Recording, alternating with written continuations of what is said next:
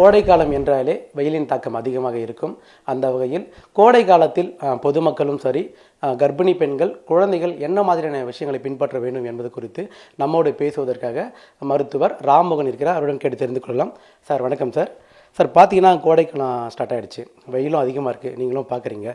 இப்போ முதல்ல கோடைக்காலம் வர ஈஸ்டோக்கு என்ன, அதுக்கு என்ன மாதிரி சொல்யூஷன் இருக்குது சார்?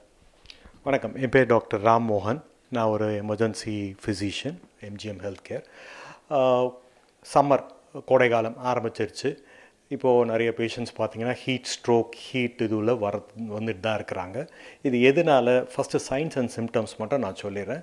யாராவது ஒருத்தங்க அதிகபட்ச வெயிலில் போயிட்டுருக்கும்போது ஃபஸ்ட் வந்து டீஹைட்ரேட் ஆகிடுவாங்க, இருக்கிற தண்ணி சத்தெல்லாம் போயிடும். அப்போது வந்து டெம்பரேச்சர் உள்ள ஸ்கின் இதுவெல்லாம் பெனிட்ரேட் ஆகும்.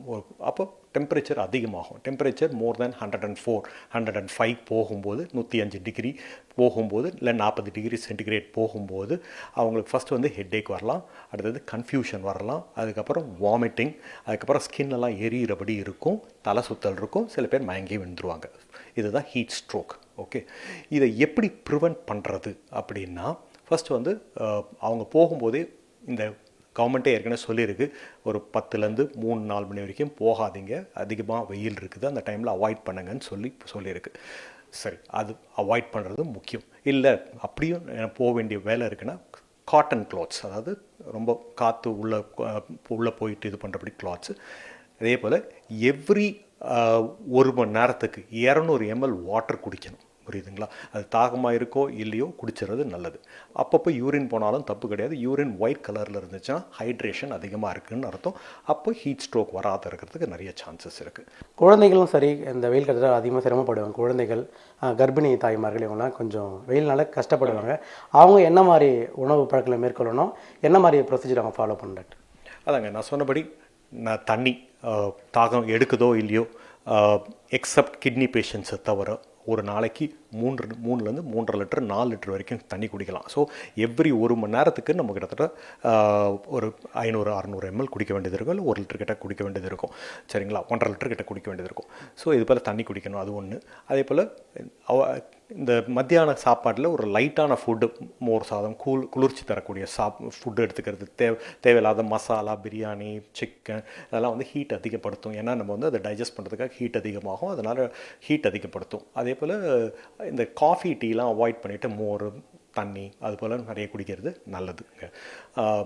டைரக்டாக சன்லைட்டில் போகாமல் அட்லீஸ்ட் ஒரு கோடைனா பிடிச்சிக்கிட்டு டைரக்ட் வெளியில் தாக்கம் இல்லாத இருக்கபடி இது பண்ணணும். அதே போல் சில பேர் வேலை செய்கிறவங்க, ரோட்டில் வேலை செய்கிறவங்க, இல்லைன்னா கம்பெனியில் வேலை செய்கிறவங்க ஸ்ட்ரெயிட்டாக ஹீட் எக்ஸ்போஸ் ஆகாமடி பார்த்துக்கிறது ரொம்ப நல்லது. சிறுவர்கள் வந்து பெரியல வர பொதுவாக வெளியில் போகிறாங்க, அது அத்தியாவசியமாக இருக்கட்டும் இல்லை எதுக்கோ வெளில போகிறாங்கன்னா அவங்க டோட்டலாக எல்லாருமே கடைபிடிக்க வேண்டிய ஒரு ஷார்ட்டான ஒரு வழிமுறைகள் என்னென்ன இருக்குது? அடிக்குவேட்டாக தண்ணி குடிக்கணுங்க. டைரெக்டாக சன்லைட் படாதபடி பார்த்துக்கணும், டைரெக்டாக சன்லைட் வராதபடி பார்த்துக்கணும். தண்ணி மட்டும் at least 1.5 litre, 1 litre to 1.5 litre தண்ணி ஒரு மணி நேரத்துக்கு ஒரு வாட்டி குடிக்கணும். வேறு எதுவும் கிடையாதுங்க. ஸ்பைசி ஃபுட்டு இதெல்லாம் அவாய்ட் பண்ணணும். சப்போஸ் வாமிட்டிங், லூஸ் மோஷன்றது தான் இமீடியட்டாக போய் அட்டன் பண்ணிக்கோங்க. ஓகேங்களா? தேங்க்யூ.